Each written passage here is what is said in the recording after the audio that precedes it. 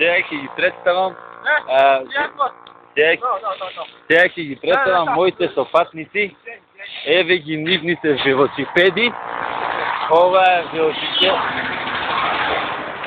е велосипедот на Шијан, на мојот приверник, кој што многу го сакам. Ова е велосипедот на Шо и на Джаомин, кој што вчера имавме многу ден да го пек, бидејќи минавме 200 километри и затоа сега уморен и не може да зборува. Сега ќе направим мало кратко интервју со секој од нив посебно, да се представат. Ќе почнам од Шо.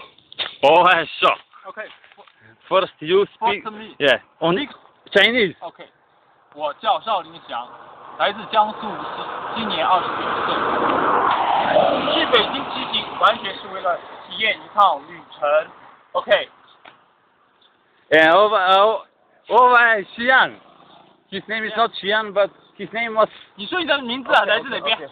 我叫高金佳，来自西安。我去北京就是为了能够体验一下、挑战一下自己，从新疆，从中国的最西边，然后到最东边。谢谢。Мин кој што спие и не знам дали ќе може денеска да каже нешто, може би со него подоцна ќе направиме нешто, а не сум баш сигурен. Сега имаме кратка пауза во едно поле тука, да ќе продолжиме кога Мин ќе биде спремен за тоа.